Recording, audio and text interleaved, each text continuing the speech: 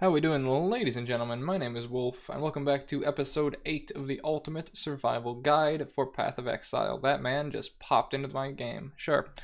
In the last video, we cleared through Act 2, and we made it into Act 3. I was talking a little bit about Ascendancies and that sort of stuff. I don't think I'm going to do that in this video. I will do it in an upcoming video, of course, because Ascendancies are very, very useful, and sometimes very confusing. But I want to get some progression in Act 3. Now, for later on in the video, I'm going to preface this now.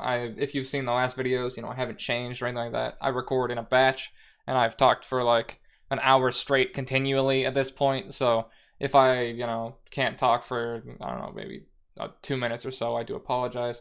I've got water beside me, so, pray for me.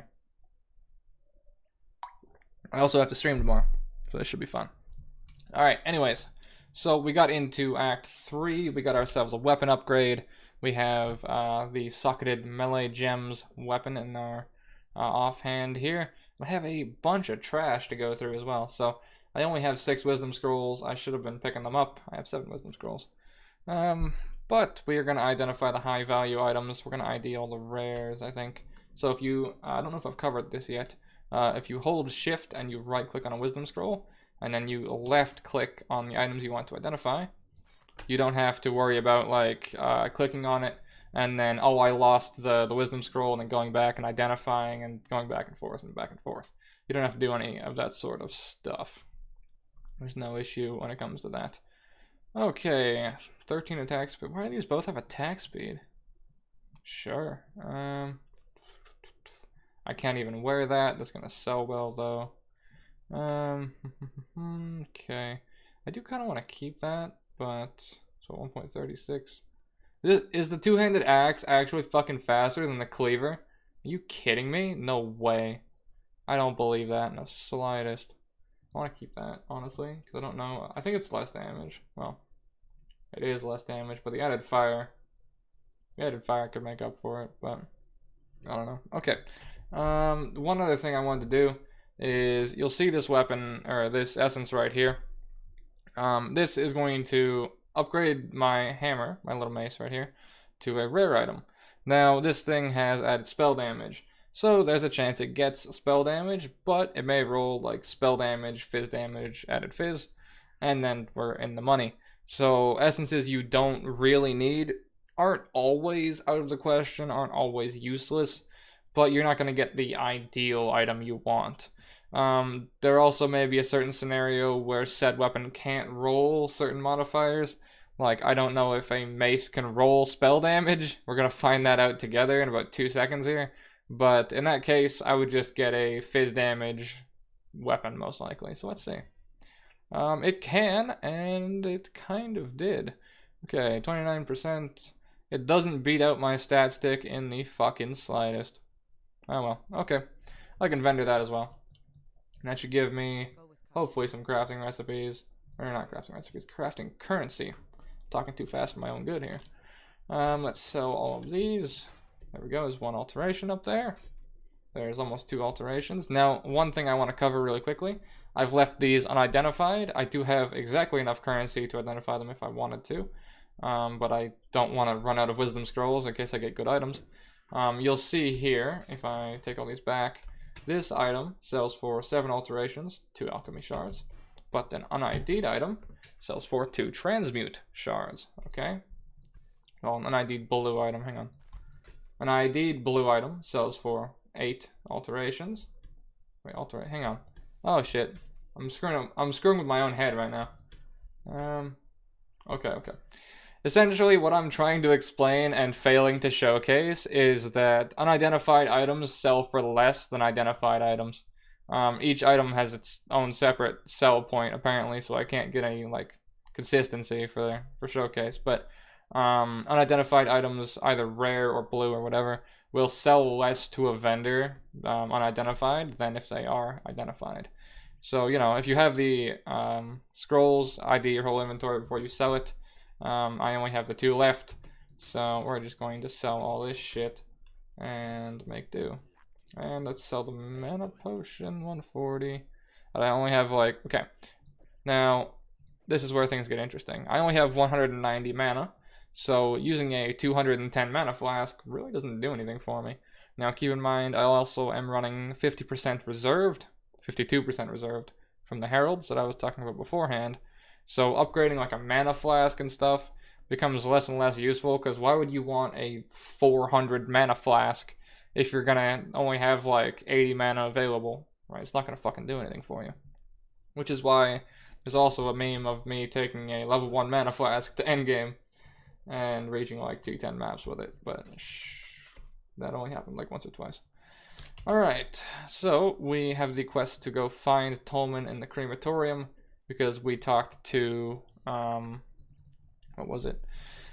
We talked to the chick out front when we first came into the act. I'm going to spend these skill points very quickly. We're going to go, I want this fucking node now. I want Juggernaut, but I want to get this first, because I know Act 3 can be lethal to some people, so on principle, I need instant war cries, considering how much I talked about it in the last 2 episodes. I need to go there and get that fucking node. Just on principle. Alright. Loading screen takes a little while, but fuck it. Okay. I just wanted to make sure that I could actually, like, you know, you could hear the game in the recording, because it wasn't popping up. But that was a little weird. Alright. Let's go through here. This area is basically the reason I started running Herald of Ash. These giant queens and stuff here spawn enemies that do very, very little damage, but there's a lot of them. You see them all right here. So you'll see Herald of Ash makes very, very quick work of all of these and all these trash mobs and stuff. This attack speed still feels fucking horrible. I mean, it's been like, you know, 5 minutes since the last video, but still.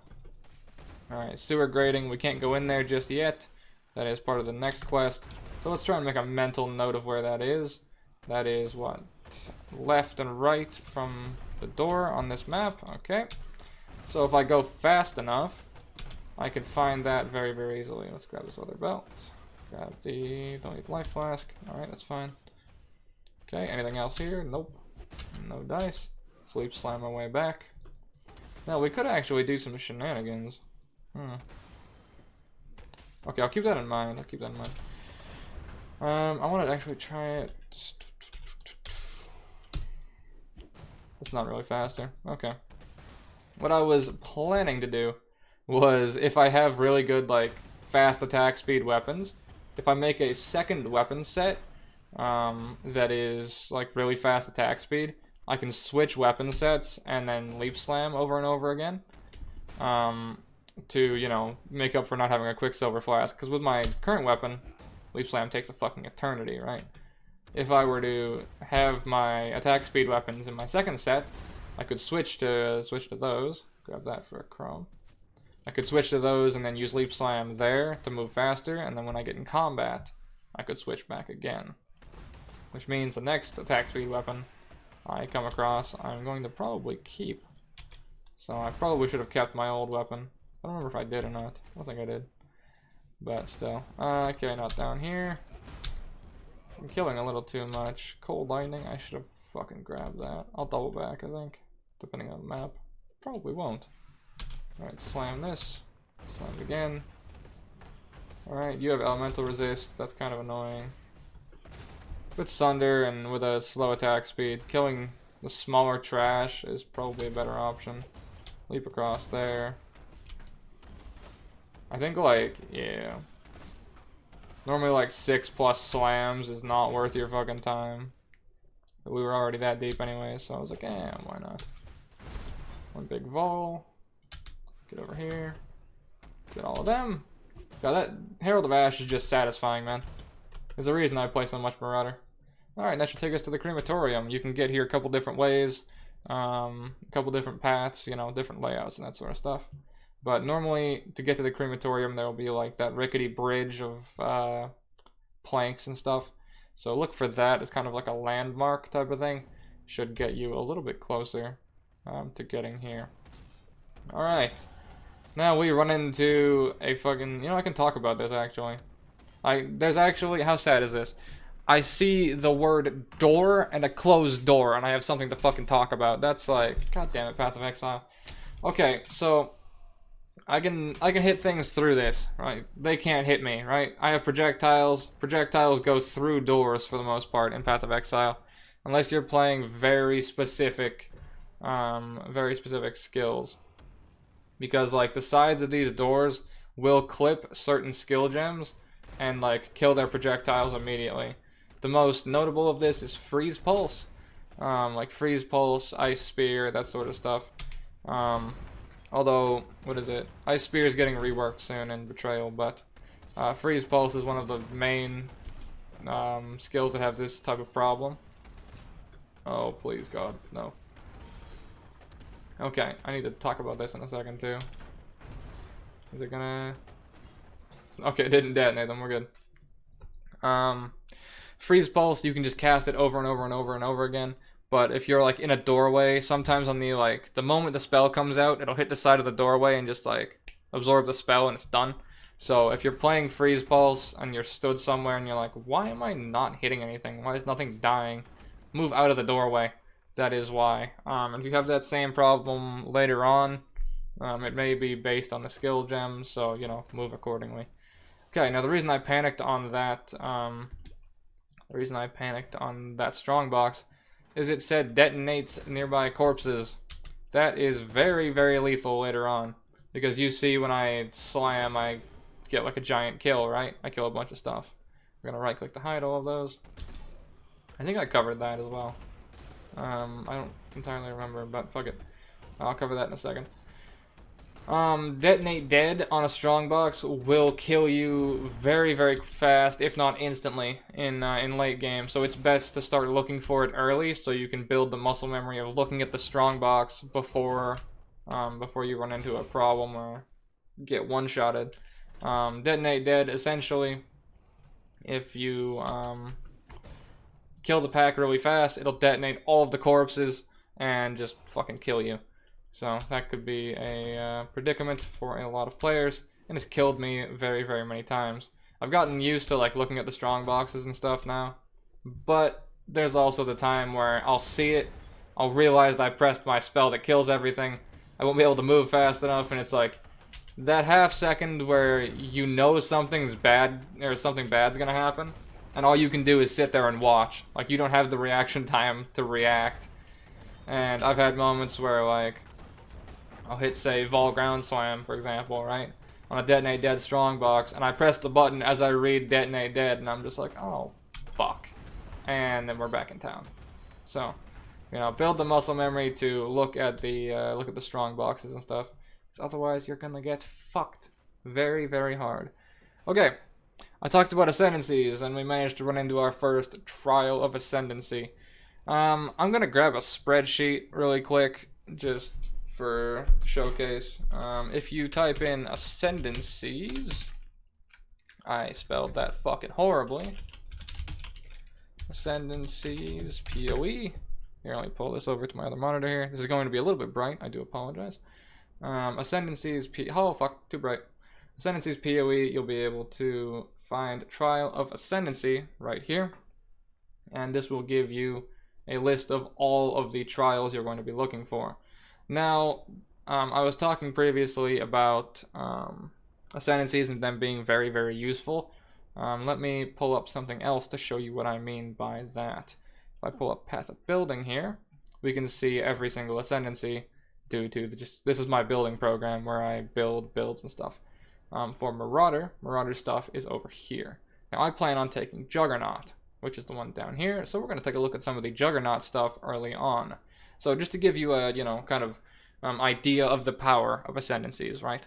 Because before I would go to like, you know, level 40, level 50, and I wouldn't do my trial. I wouldn't do any Ascendancies or that sort of stuff. And then I would go and do it and be like, holy shit, this is a power spike. This is nuts. So yeah, I want to kind of instill the idea that this shit is worth going for. So for Juggernaut, for example, this is the one that makes you very, very tanky man. So Unbreakable is probably going to be one of the very early ones I take, which is 5% reduced damage taken for everything, 2% life regeneration per second. You see how much like 0.5% does for my character right now, so you can only imagine. And then armor received from body armor is doubled. So if I have a chest piece that has a ton of armor on it, using like a brass dome unique or something that has 3,000 armor, that becomes 6,000 armor.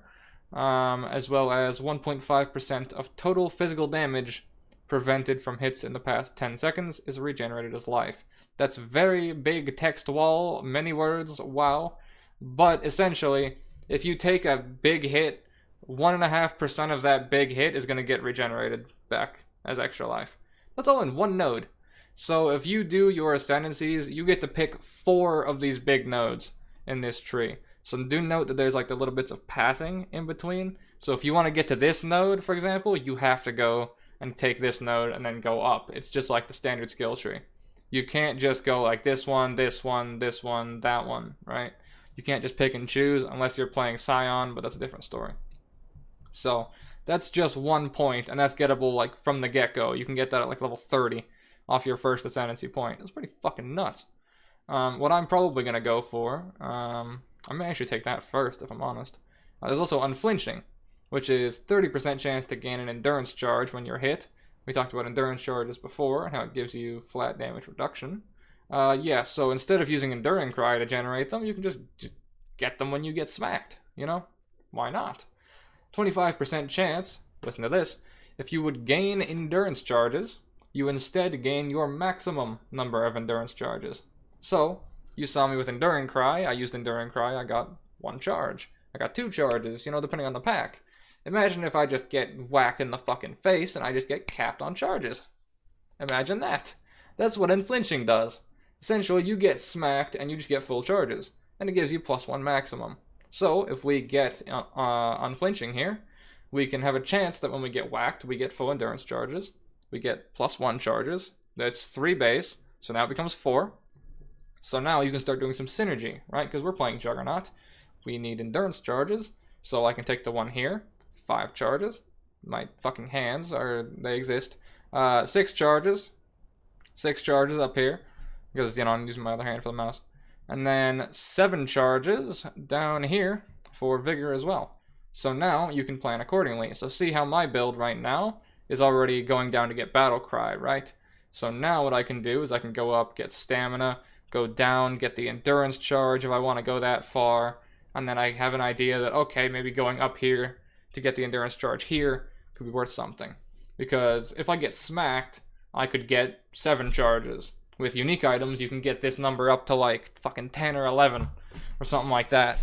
And then, right, you think that's good. You think that's good. Let me read the next one and the last one I'm going to read to you, right?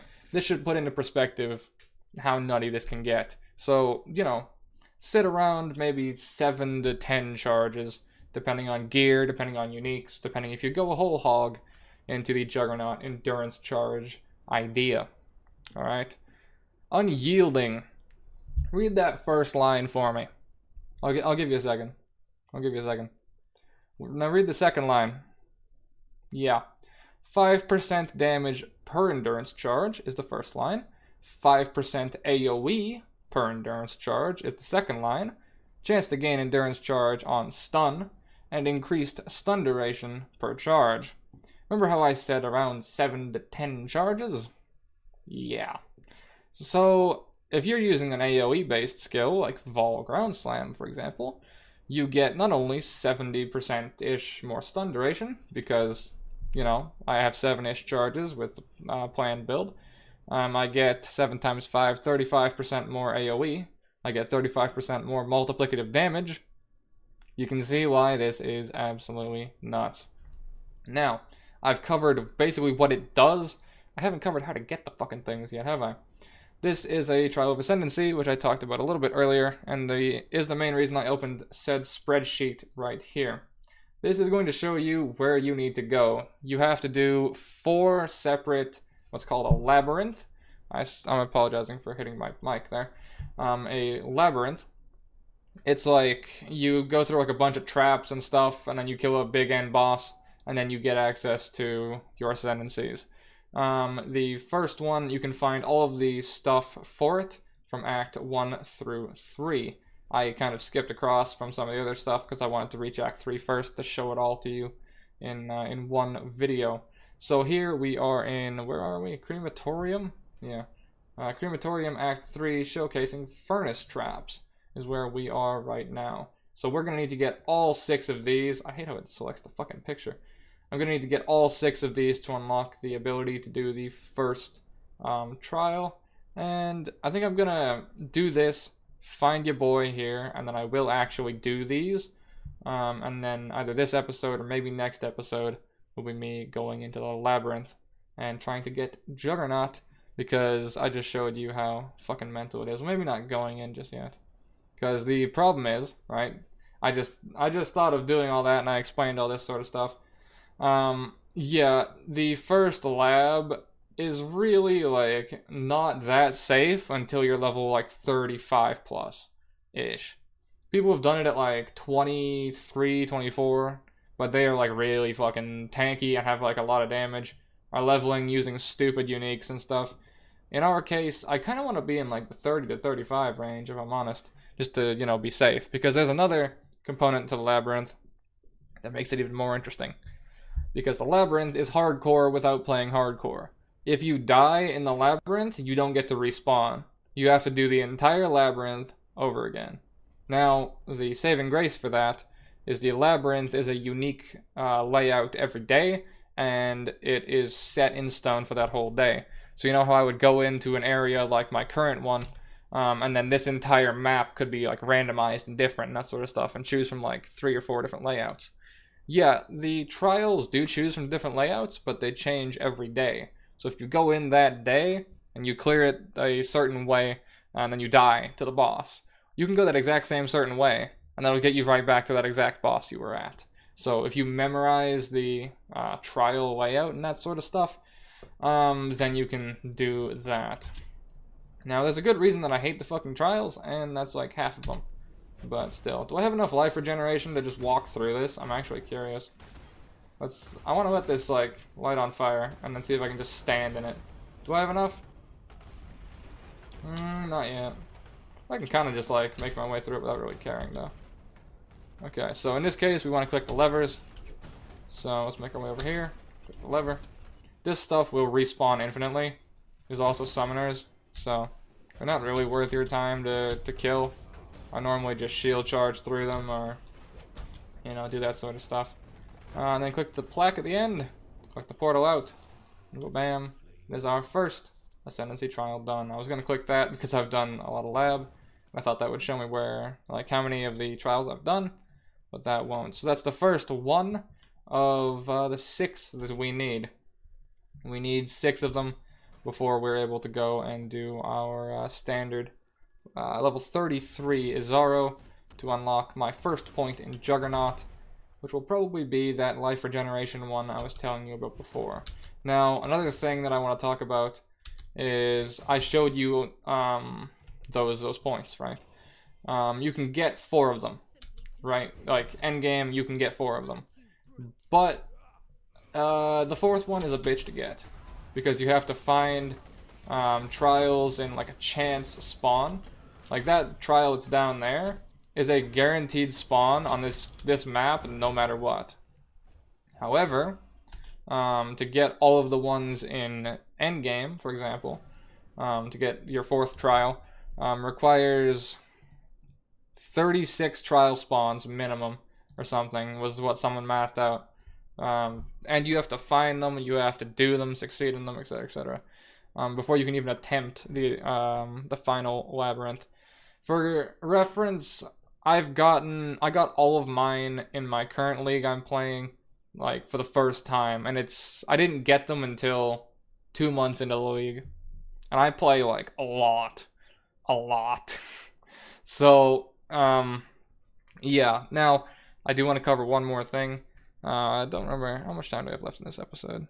We're about 25 minutes. Okay, I want to cover one more thing when it comes to trials, which is actually a way to force get them if you're not playing solo self-found. If you're in a standard league or like a mainstay league or something like that, you can use global chat to get trials and stuff, because these ultra endgame trials are a chance spawn, right? All of these trials that are on this sheet that I was showing you are guaranteed to spawn the moment you go to said area. So if I go to the lower prison, there will be one there, guaranteed. If I go to the crypt, it'll be there, guaranteed. But that is only for the first 3, as the fucking picture highlights. The normal lab, cruel lab, and merciless lab are all gettable through the acts, but the eternal labyrinth are randomly found in maps. So getting all of these becomes a massive pain in the ass. But if you go ahead and you play till endgame and that sort of stuff, and you want to try and get all 4 of these, or like your 4 points here for your ascendancies, there is a way to kind of force, not so much force, but have people help you get the extra ones. But before I go and show you that, I'm just going to say plan around 3. Don't plan around 4. I'm not going to be getting 4 on this character, most likely. I'm probably not gonna play it that much. I played this character quite a bit actually, so far. But I'm only really planning around 3. I'm going to take Unbreakable. I'm going to take the points there. I'm Scion. Hang on. I go Marauder. Oh fuck, whatever. Marauder, Juggernaut. Right. So I probably am going to do something like that. Right. The 3 that I had talked about beforehand: Unbreakable, Unflinching, Unyielding. That's a lot of uns. But, yeah, that's what I plan around. Now, if I have the extra point, then Unrelenting is pretty good. Another un for fucking principle at this point. But it gives extra physical damage per endurance charge. Physical damage reduction, sorry. And then reduced elemental damage while at maximum charges, as well as extra chaos resistance. Some people will take Unstoppable, some people will take Undeniable. They all start with fucking uns, are you kidding me? Or uns. That's kind of funny. But yeah, so generally, even in later builds or in any build that I play, I plan around 3 first, and then if I get the 4th one, I get the 4th one. If I don't, I probably fucking don't. So go for the most notable 3 first. So if Unrelenting is something you really need, then, you know, path like this, right? Go and get that, get that, get that, and that sort of stuff. So what I'd recommend is either go for a power spike first, to get, like, you know, get Unyielding or whatever. If the power spike is like, you know, 2 away or something like that, you have to use 1 to path to it, then it may not be the best option to go for first. I'm going to take Unbreakable, Unflinching, and then Unyielding at the end. So plan around 3. Do not plan around 4. Thanks for making it to the end of my video. If you enjoyed it, take a look at the 2 pieces of content you're seeing on screen right now. If you wouldn't mind, you can click that big red button and see more updates from me. And if you want to go even further than that, then you can take a look in the description to find my new Patreon link. You boys gotta keep the lights on somehow.